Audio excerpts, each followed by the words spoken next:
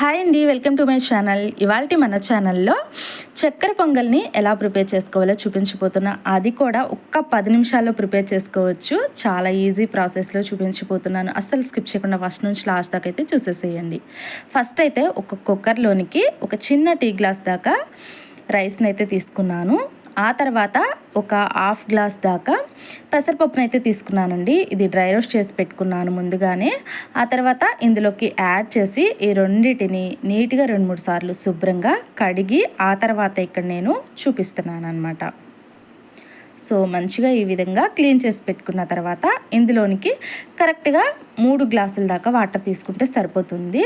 Normal రైస్ని ఎలా ఉడికించుకుంటామో అదే విధంగా ఒక గ్లాస్ రైస్కి గ్లాసున్నర దాకా వాటర్ తీసుకుంటాం కదండి, అదేవిధంగా నేను ఇక్కడ తీసుకున్నాను అనమాట.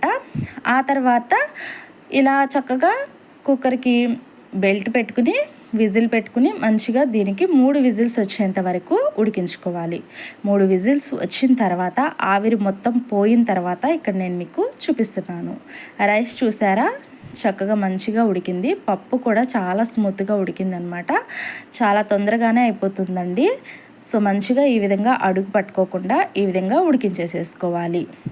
ఇలా ఉడికిన తర్వాత ఒక్కసారి ఇదంతా దీనిలో ఆవిరంతా పోయేలాగా మంచిగా ఒక్కసారి అయితే కలిపేసుకోండి. రైస్ చూసారా అండి, ఈ విధంగా ఉండాలి. రైసు ఇలా కనిపిస్తూ ఉండాలి, మరీ అంత స్మూత్గా ఉండకూడదు అనమాట. ఈ విధంగా ఉంటే సరిపోతుంది. ఇప్పుడైతే ఇందులోనికి ఏ గ్లాస్తో రైస్ తీసుకున్నామో అదే గ్లాస్తో ఒక గ్లాస్ దాకా పంచదారను అయితే యాడ్ చేసుకుంటున్నాను. ఇలా యాడ్ చేసుకుని మంచిగా ఒకసారి స్టవ్ ఆన్ చేసేసుకుని సిమ్లో పెట్టుకుని ఇదంతా కలిపేసుకోవాలి. ఇదంతా కలిపేటప్పుడు చక్కగా ఈక్వల్గా దీనిలోనికి కరిగిపోతుందన్నమాట. ఇలా కలుపుతూ ఉంటేనే మంచిగా ఈ విధంగా కరిగిన తర్వాత కొంచెం వాటర్గా వస్తుందన్నమాట. మీకు అర్థమైపోతుందండి. ఇలా కలుపుతూ ఉంటే కొంచెం లూజ్ అవుతుందన్నమాట రైస్ అనేది. ఇలా మంచిగా స్వీట్ అనేది ఈ రైస్కి పడుతుందన్నమాట ఇలా కలపటం వల్ల. ఇలా చక్కగా ఒకసారి కలిపేసేసుకోవాలి. కలిపిన తర్వాత ఈ విధంగా ఉంది. నేను దగ్గరికి చూపిస్తున్నాను చూడండి ఒకసారి. ఈ విధంగా ఉంటుంది, జారుతూ వస్తుందన్నమాట. ఇప్పుడు ఇందులోనికైతే ఒక చిన్న బెల్లం ముక్కనైతే యాడ్ చేసుకుంటున్నాను. ఈ బెల్లం ముక్కని యాడ్ చేయటం వల్ల స్వీట్ మంచిగా వెరీ టేస్ట్ వస్తుందన్నమాట. అంటే మీకు ఎలా చెప్పాలి అంటే చాలా సాఫ్ట్గా మంచి స్మెల్తో చాలా బాగుంటుందన్నమాట. స్వీట్ అనేది కరెక్ట్గా లెవెల్లో సరిపోతుంది. ఇలా ఒకసారి ఈ బెల్లం అంతా కరిగేంత వరకు ఇలా ఒకసారి కలిపేసుకోండి. బెల్లం పూర్తిగా కరిగిపోయిన తర్వాత ఇందులోనికి 2 టేబుల్ స్పూన్ల దాకా పాలనైతే యాడ్ చేసుకుంటున్నాను. ఈ పాలు వేసుకోపోయినా పర్లేదండి, బట్ పాలు వేసుకోవటం వల్ల ఆ స్మెల్ కానీ ఆ టేస్ట్ కానీ చాలా బాగుంటుంది, సాఫ్ట్గా వస్తుందండి. సో ఇప్పుడైతే మంచిగా కలిపేసి పక్కన పెట్టేసేసి స్టవ్ మీద ఒక చిన్న కళాయి పెట్టుకుని అందులోనికి 2 టేబుల్ స్పూన్ దాకా నెయ్యి యాడ్ చేసుకున్నాను. ఆ తర్వాత మనకి నచ్చిన డ్రై ఫ్రూట్స్ని అయితే యాడ్ చేసుకోవచ్చు.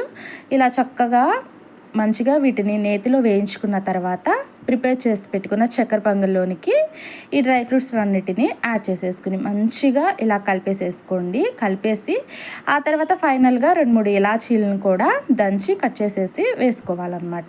గుమగుమలాడే చక్కెర పొంగల్ అయితే రెడీ అయిపోయింది. ఓన్లీ ఒక 10 నిమిషాల్లోనే స్పీడ్గా అయిపోతుందండి. చాలా ఈజీగా చేసేసుకోవచ్చు. ఏదైనా పండగ వచ్చినప్పుడు ఈజీ పద్ధతిలో ఈ విధంగా ఒకసారి అయితే ట్రై చేయండి. డెఫినెట్లీగా మీకు ఈజీగా అనిపిస్తుందా అండ్ టేస్ట్లో ఏ మాత్రం తగ్గేదే లేదు, చాలా బాగుంటుంది అనమాట. డెఫినెట్లీగా ట్రై చేసి ఎలా కుదిరిందో కామెంట్ సెక్షన్లో కామెంట్ చేయడం అస్సలు మర్చిపోకండి. వీడియో నచ్చితే లైక్ చేయండి, షేర్ చేయండి. పక్కనే ఉన్న బెల్ ఐకాన్ని క్లిక్ చేసినట్లయితే నేను పెట్టే వీడియోస్ అన్ని మీకు నోటిఫికేషన్ ద్వారా అందుతూ ఉంటాయన్నమాట. ఇంకా కొత్త వాళ్ళు ఎవరైనా చూస్తుంటే కనుక సబ్స్క్రైబ్.